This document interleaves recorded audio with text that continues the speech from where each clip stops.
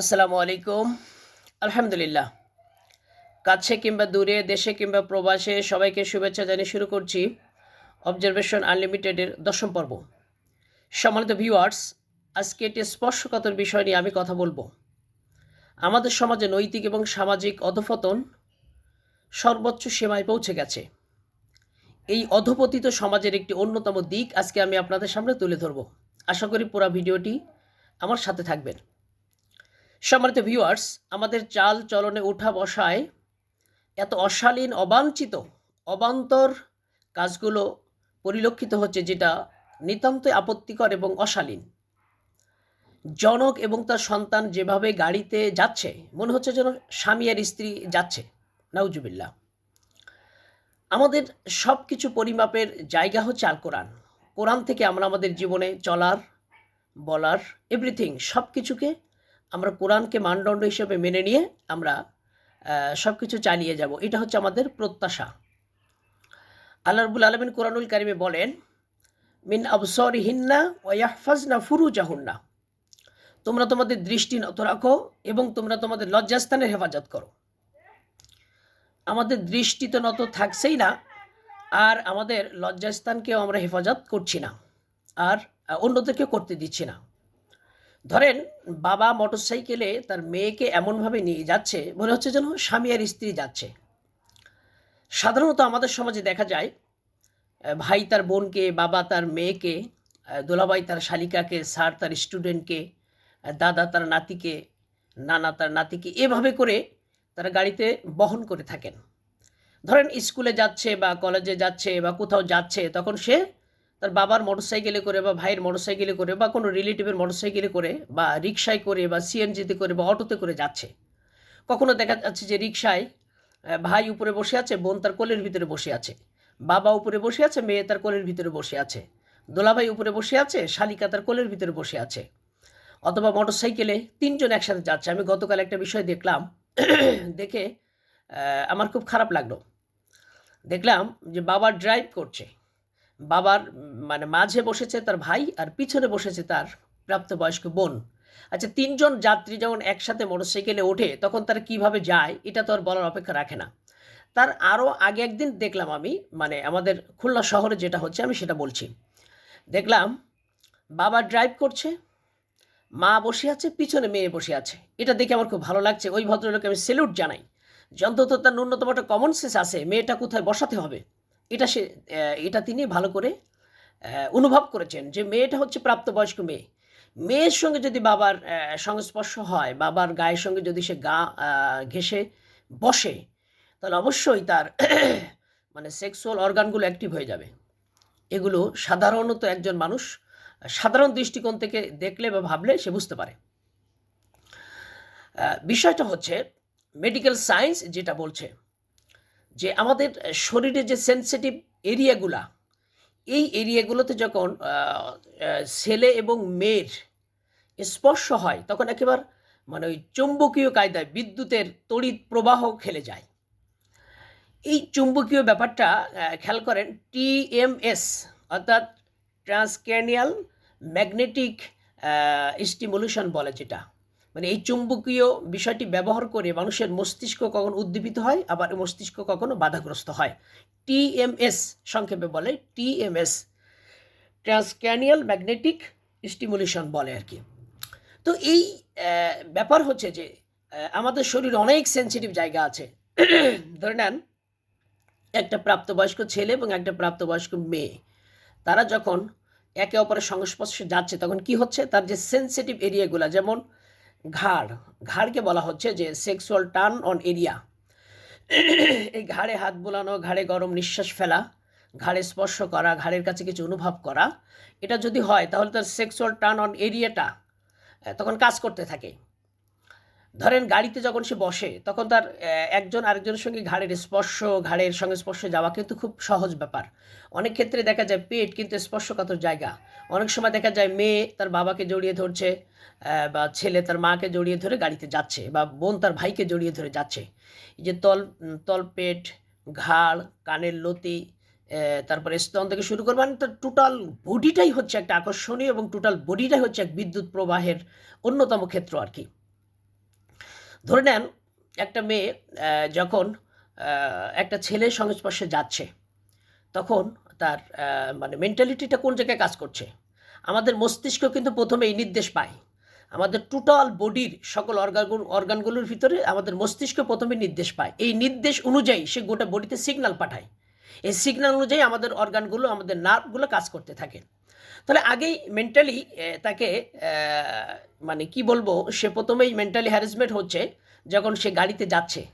তার বাবা হোক, ভাই হোক, বা কোনো রিলেটিভ হোক, বা আদার্স কোনো পার্সন হোক, তার সঙ্গে যখন একসঙ্গে গাড়িতে যাচ্ছে, তখন কিন্তু তার মস্তিষ্কে কিন্তু এই বিষয়টা স্বাভাবিকভাবে রেখাপাত করবে, বা মস্তিষ্কের ভিতরে এই বিষয়টা স্বাভাবিকভাবে কিন্তু কাজ করবে। তো মস্তিষ্কে যখন এই বিষয়টা নির্দেশ করবে, মস্তিষ্ক কিন্তু গোটা বডিতে এটা সিগন্যাল পাঠাবে। এই সিগন্যাল অনুযায়ী কিন্তু সে রেডি হতে থাকবে। তার মানে টোটাল সফরটা, টোটাল জার্নিটা মানে এক প্রকার বিব্রতকর, এক প্রকার লজ্জাজনক। আমি এটা হর হামেশা দেখি। আপনাদের কাছে এটা কেমন লাগে আমি জানি না, তবে আমার কাছে এটা অশালীন, অমার্জিত, লজ্জাকর একটা অবস্থা মনে হয়। আচ্ছা, এটা দেখতেই লজ্জা লাগে, তাহলে যারা এটা করে তাদের কি মোটেও খারাপ লাগে না? খুব অবাক হতে হয় যে মানুষ নির্লজ্জতার মানে শেষ সীমায় পৌঁছে গেছে। একসময় মা বোনেরা রাস্তায় বের হতেন রাতের বেলা, তাও ছাতা মাথায় দিয়ে। তাদেরকে স্যালুট জানাই। পুরুষ মানুষ রাস্তার ডান পাশে হাঁটলে মহিলারা রাস্তার বাম পাশে হাঁটতেন, মানে এতটা মেনে চলতেন। পুরুষের গলার আওয়াজ শোনা যেত বাড়িতে, কিন্তু মহিলাদের গলার আওয়াজ শোনা যেত না। গলার আওয়াজ একটু উঁচু হয়ে গেলেই তিনি নিজেই লজ্জিত হতেন, বিব্রতকর অবস্থায় পড়তেন, ক্ষমা চেয়ে নিতেন। এখন কি সেটা দেখা যায়? এখন তো বললাম যে বসার ব্যাপারটা এটা অত্যন্ত আপত্তিকর। এই কাজটা করা যাবে না। যারা করছেন, এই যে গাড়িতে মনে করবেন যে আপনি বলবেন যে আমার মেয়েকে অনেক দূরে পৌঁছে দিতে হয়, নিরাপত্তার ব্যাপার আছে, তার পৌঁছানোর ব্যাপার আছে, তাহলে এক কাজ করুন, হয় মেয়ের স্কুলের পাশে বাসা নিন, অথবা আপনার বাসার পাশের স্কুলে তাকে ভর্তি করিয়ে দিন, অথবা কোনো গাড়ি রিজার্ভ করে দিন, অথবা তাকে হোস্টেলে রাখুন। কিন্তু এই অশালীন চলাফেরা এটা সমাজের নৈতিক অধঃপতনের দিকটাকে উন্মোচিত করবে। আমি কুষ্টিয়া ইসলামী বিশ্ববিদ্যালয়ে 4 বছর গবেষণা করেছি একটা বিষয় নিয়ে। আমার তত্ত্বাবধায়ক, আমার সম্মানিত অভিভাবক, আমার পিতৃতুল্য প্রফেসর ডক্টর গোলাম মাওলা হাফিজাহুল্লাহ স্যার, তিনি আমাকে সুন্দর একটা বিষয় নির্ধারণ করে দিয়েছিলেন। আমি কি বিষয়ে গবেষণা করব, স্যার এটা আমাকে সাজেস্ট করেছিলেন, সেটা হচ্ছে নৈতিক এবং সামাজিক অবক্ষয়ের কারণ এবং প্রতিকার। ইসলামী দৃষ্টিকোণ থেকে এটা পর্যালোচনা করতে বলেছিলেন। আমি 4টা বছর, দীর্ঘ 4টা বছর এই আমার গবেষণা কর্ম, এটা হচ্ছে আমার থিসিস। এই থিসিসের কপিটা এখনও আমার কাছে আছে, লাইব্রেরিতে আছে।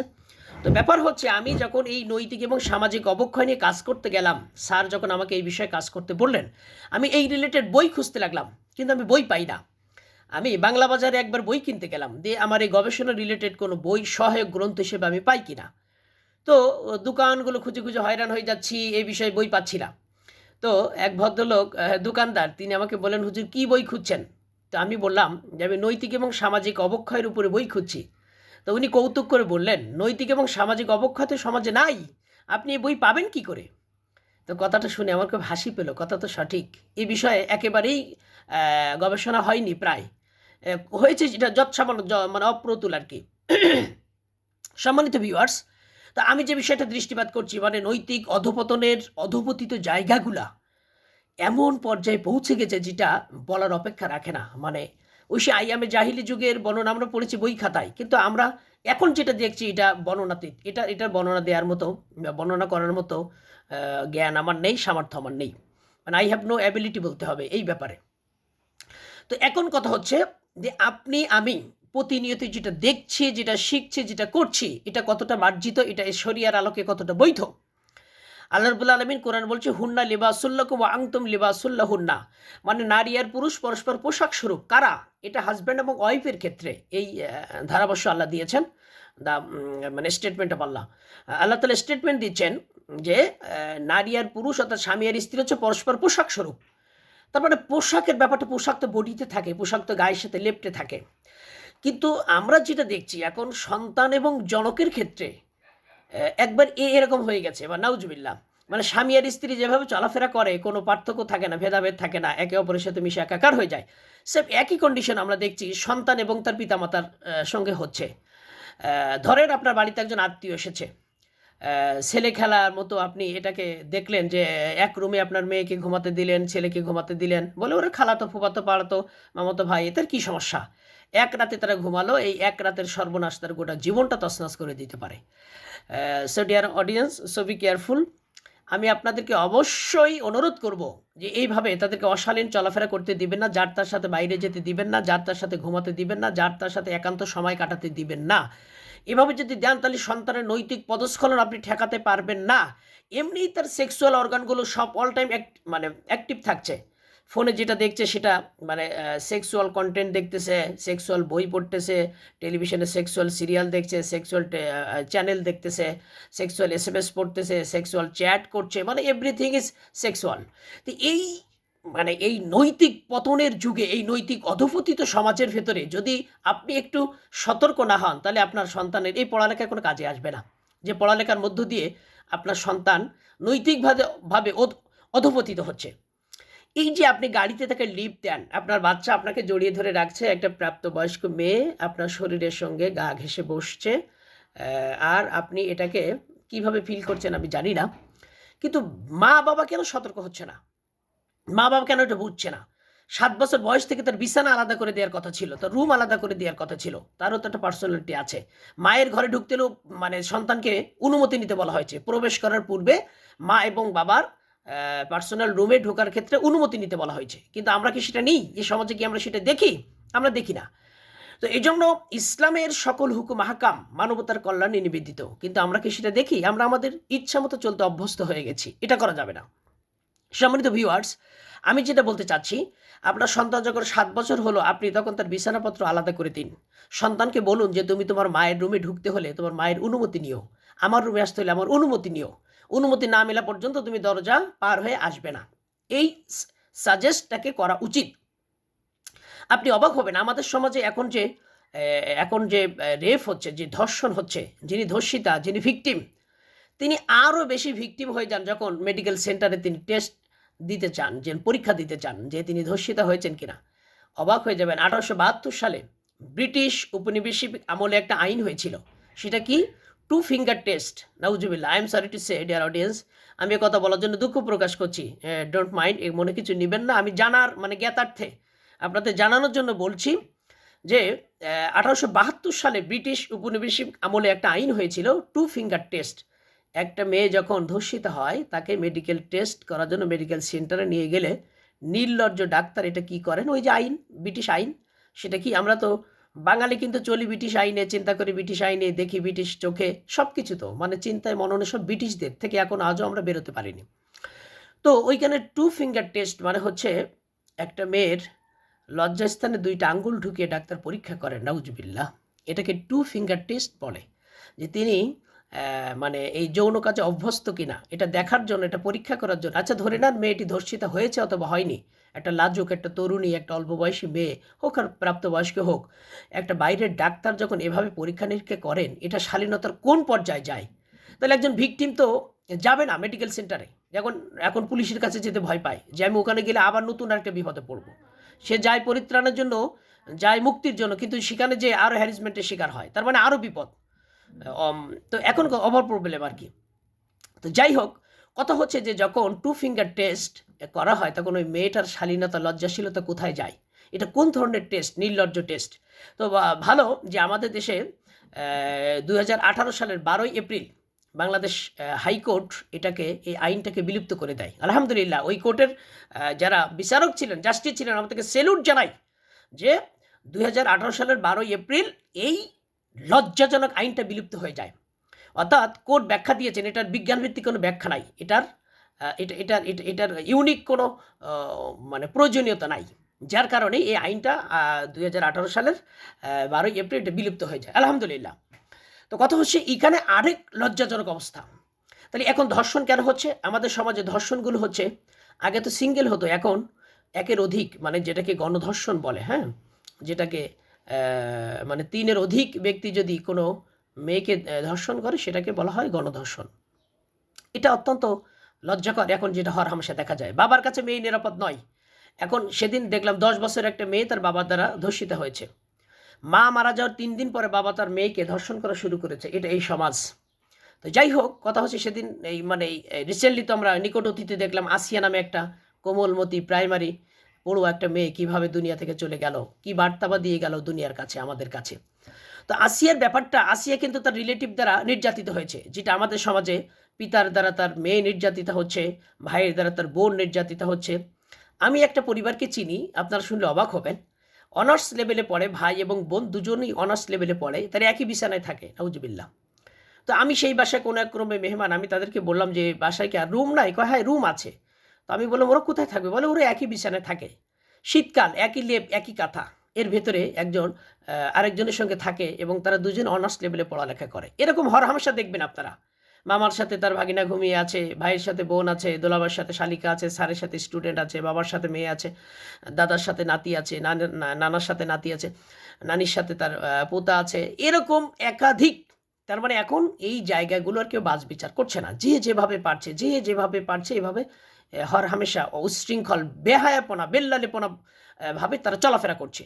যার কারণে আমাদের সমাজে ধর্ষণ, আমাদের সমাজে অনৈতিক কর্মকাণ্ড দিনের পর দিন স্রোতের মতো বেড়ে যাচ্ছে।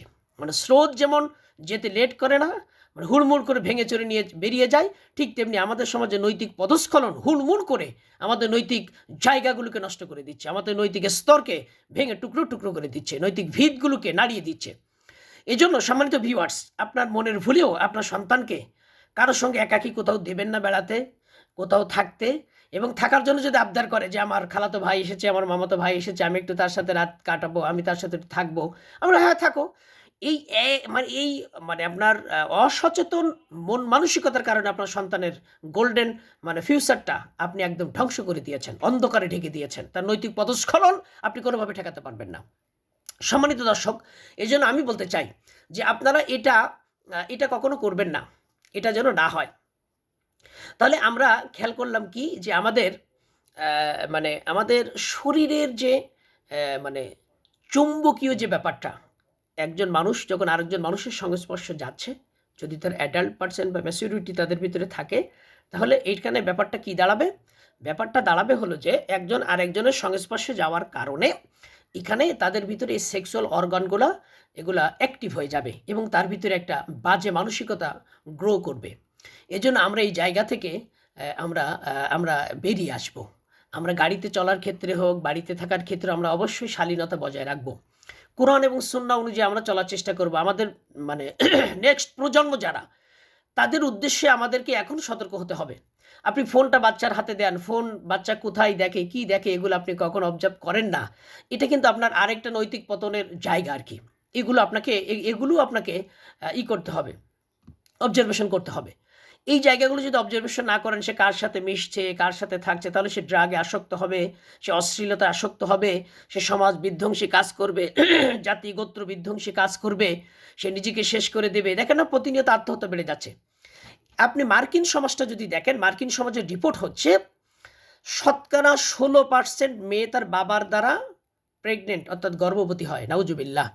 100টা মেয়ে যদি ধর্ষিতা হয়, তার আপন বাবার দ্বারা 16টা মেয়ে ধর্ষিতা হয়, নাউজুবিল্লাহ। এটা গা শিউরে ওঠার মতো রিপোর্ট। এবং অবাক হবেন, বাবা যখন তার মেয়েকে লালন পালন করে 18 বছর পর্যন্ত ভরণ পোষণ দেয়, এই 18 বছর ভরণ পোষণ দেওয়ার বিনিময়ে সে তার মেয়েকে ভোগ করে, নাউজুবিল্লাহ। কারণ জানে 18 বছর পরে সে চলে যাবে, তাকে আর বেঁধে রাখা যাবে না, ধরে রাখা যাবে না। সে তখন লিভ টুগেদার করবে, যার সাথে ইচ্ছা রাত কাটাবে, কখনো তার শিক্ষকের সঙ্গে, কখনো তার আত্মীয় সঙ্গে, কখনো অপরিচিত আননোন ফেস কোনো লোকের সঙ্গে। সে যেখানে ইচ্ছা যাবে, এখানে আইনগত কোনো বাধা তার নাই, এই ফ্রিডম লাইফ। সে যেখানে ইচ্ছা মাসের পর মাস, বছর পর বছর থাকবে, এমনকি সন্তানাদি হয়ে যাবে, তাতে কোনো সমস্যা না। তো 18 বছর পরে যদি থাকতে হয়, এমন অনেক রিপোর্ট আমরা দেখেছি। 18 বছর পরে থাকতে হলে, মনে করেন বাসায় একটা রুম নিয়ে মেয়েটা থাকতে চায়, বাবাকে তার রুমের জন্য পে করতে হবে, রুম ভাড়া দিতে হবে। বাবা বলবে হ্যাঁ ঠিক আছে, তুমি আমার রুমে থাকতে পারো, কিন্তু আমাকে ভাড়া দিয়ে থাকতে হবে। মেয়ে নিজে আর্ন করবে, উপার্জন করবে, এই উপার্জনের টাকা দিয়ে বাবার বাসায় ভাড়া থাকবে। এটা হচ্ছে মার্কিন সমাজে প্রতিনিয়ত দেখা যায়, মানে নির্দয় নিষ্ঠুর ব্যবহার। এই কারণে ওই মা বাবা যখন বৃদ্ধ হয়ে যায়, তখন তার সঙ্গী হয় কুকুর। এমনও আছে বাসার ভিতরে 1 মাস পড়ে আছে, তার খবর নেওয়ার লোক নাই, কারণ জীবনে সে একা ছিল, সে তার সন্তানাদিকে যত্ন নেয়নি, জন্য সন্তানাদিও তার বাবার খোঁজখবর নেওয়ার প্রয়োজন মনে করেনি। এই জন্য সে যখন মরে গেছে বাসার ভিতরে পড়ে আছে, কাজের লোক এসেছে বা বিদ্যুৎ বিল দিতে এসেছে বা কেউ এসেছে, 1 মাস পরে এসে দেখে বাসার ভিতরে একটা লোক মরে পড়ে আছে। এই নিদারুণ নিষ্ঠুর বাস্তবতা তাদের মেনে নিতে হয়, কারণ তারা সন্তানের প্রতি কোনো দায়িত্ববোধের জায়গা থেকে কাজ করে না, আর সন্তান ও পিতামাতার কোনো দায়িত্ব নিয়ে দেখভাল করে না। এই কারণে মার্কিন তথা পাশ্চাত্য সমাজ যেটা হচ্ছে, যার কারণে তারা ইসলামের দিকে ঝুঁকছে, তারা দলে দলে ইসলাম গ্রহণ করছে, কারণ ইসলামের যে জৌলসপূর্ণ যে একটা উদার সার্বজনীন একটি জীবন ব্যবস্থা, পরিবার নিয়ে, সমাজ নিয়ে, রাষ্ট্র নিয়ে যে একটা দায়িত্ববোধের জায়গা, এটা তারা ফাইন্ড আউট করছে, এবং তারা করার পরে এটা যখন তারা আইডেন্টিফাই করতে পেরেছে, তখন তারা ইসলামের দিকে ঝুঁকছে, যে এই অবার্জিন অবান্তর সমাজে, এই নির্দয় নিষ্ঠুর সমাজের থেকে ইসলামের নীতিমালা, ইসলামের বিধিবিধান অনেক ভালো। এই জন্য এই যে দ্য বিউটি অফ ইসলাম, এই যে ইসলামের এই সৌন্দর্য দেখে ওরা ইসলামের দিকে আকৃষ্ট হচ্ছে, ইসলামে ওরা দাখিল হচ্ছে, ইসলামে ওরা প্রবেশ করছে, আলহামদুলিল্লাহ। তো কথা হচ্ছে যে আপনি আমি যেটা করছি, আমাদের প্রজন্মের সঙ্গে যে ব্যবহারগুলো করছি, একটা মেয়ে হয়তো গাড়িতে উঠতে চায় না, আনিজি ফিল করে, বাবা তাকে ধমক দেয়, গাড়িতে ওঠো, তোমাকে রিক্সা নিয়ে যাওয়ার টাকা নাই, তা আপনি মোটরসাইকেল তাকে নিয়ে যাচ্ছেন, মোটরসাইকেল তেল খরচ হচ্ছে না, মেয়েটা হয়তো মাঝখানে ব্যাগ দিয়ে বসতে চাচ্ছে, আপনি হয়তো তাকে নিষেধ করে বলছেন, না তুমি গাড়ি থেকে পড়ে যাবে, তুমি আমার গায়ের গায়ের সাথে গা ঘেঁষে বসো, নাউজুবিল্লাহ। আপনি মেয়েকে বাধ্য করছেন, না পারছে সে কিছু বলতে, না পারছে কিছু করতে, হয়তো কোনো এক সময় সে মেন্টালি মানে খুব হেজিটেশন ফিল করছে, কারণ হচ্ছে সে না পারছে কাউকে বলতে, কারণ তার অভিভাবকই তো তার বাবা।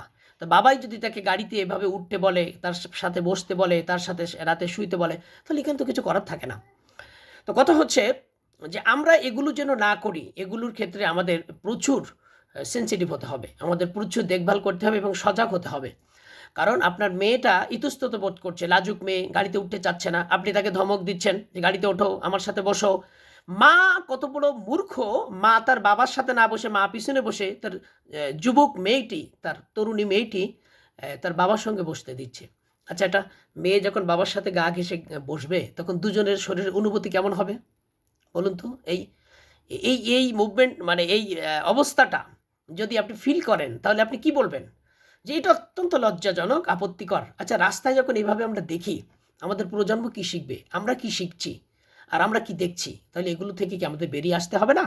চলা এবং বলার ক্ষেত্রে, থাকার ক্ষেত্রে, লেনদেনের ক্ষেত্রে আমাদেরকে সো বি কেয়ারফুল, খুব বেশি সতর্ক হতে হবে।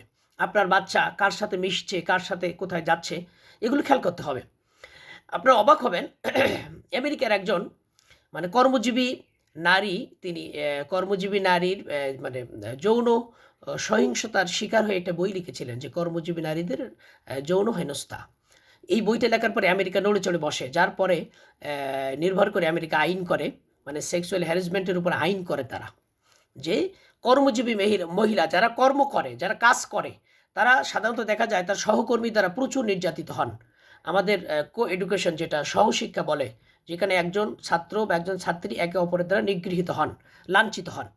তো এই বিষয়গুলো মানে খুবই আপত্তিকর। এগুলো কেন হচ্ছে? আমরা সতর্ক হচ্ছি না, আমরা খেয়াল করছি না আমাদের প্রজন্ম কোথায় যাচ্ছে, কি করছে। এই যে আমরাই তো তাদেরকে অভ্যস্ত করছি, আমাদের নৈতিক জায়গাটা ধস নামছে কেন? যখন একটা বাবা তার মেয়েকে এভাবে বহন করছে, তার ভাই তার বোনকে বহন করছে, একই বিছানায় থাকছে, খাচ্ছে, মানে আমরা আমাদের শালীনতা ভুলে গেছি, লজ্জাশীলতা ভুলে গেছি। অথচ বলা হয়েছে যে আল হায়াউশবাতুম মিনাল ইমান, লজ্জা হচ্ছে ইমানের অঙ্গ, দ্য পার্ট অফ ইমান, ইমানের একটা অংশ, the part of knowledge, the part of তাকওয়া, দ্য পার্ট অফ ইসলাম। তো এখন কথা হলো, এগুলো আমরা মানছি না, তো আমরা একদম মানছি না। আমাদের সমাজে এই অশালীন, এই নির্লজ্জ অবস্থা থেকে বেরিয়ে আসার জন্য আমাদেরকে কোরআন এবং সুন্নাহর পাবন্দী হওয়ার কোনো বিকল্প নাই। সম্মানিত অডিয়েন্স, তো আজ এ পর্যন্ত। আমার অকৃপণ বন্ধুরা, অকৃপণ হাতে অন্তত একটা শেয়ার দিবেন। এত কষ্ট করে ভিডিও বানাই আপনাদের জন্য, একটা শেয়ার দিতে অনেক কষ্ট লাগে না? আমার তো 6,500-এর উপরে ফলোয়ার আছে, অথচ তারা কিছু লোক যদি একটা ভিডিওতে শুধু আন্তরিক হয়ে একটা শেয়ার, হাতের একটা চাপে যদি একটা শেয়ার দেন, তাহলে অবশ্যই আমার এই ভিডিওটা ভাইরাল হওয়ার সম্ভাবনা শতভাগ বেড়ে যায়। কিন্তু আপনারা কি সেটা করেন? আন্তরিকতা নিয়ে একটু করেন, একটা কমেন্টও করতে আপনারা ভুলে যান। অথচ প্রত্যেকটা টপিকস নিয়ে পড়ালেখা করে, মানে প্রস্তুতি নিয়ে সব কিছু গুছিয়ে একটা ভিডিও করা আসলে অনেক কষ্টের, যেটা ভুক্তভোগী যারা কন্টেন্ট ক্রিয়েটার, যারা কন্টেন্ট তৈরি করে, যারা কন্টেন্ট বানায়, তারা জানে যে আসলে একটা কন্টেন্ট তৈরি করার পিছনে কত কারিগরি, কত টেকনিক্যালি, কত মেন্টালি, কত ফিজিক্যালি, কত ফিনান্সিয়ালি এভরিথিং সাপোর্ট লাগে। তো যাই হোক, কথা হচ্ছে আমার এই পর্বগুলো কেমন লাগছে। আমার তো 10টা পর্ব হচ্ছে, আলহামদুলিল্লাহ। গত পর্বটা আপনাদের অনেক ভালো সাপোর্ট দিয়েছেন, সকল ভিউয়ার্সকে আমি ধন্যবাদ। আমি সাধারণত তাহাজ্জুদের নামাজ পড়ে আমি ভিডিও বানাতে স্বাচ্ছন্দ্য বোধ করি। নামাজ পড়ে আমার সকল ভিউয়ার, সকল লাইকার, সকল কমেন্টকারী সবার জন্য আমি দোয়া করি, করে সাধারণত আমি ভিডিও বানাতে বসি।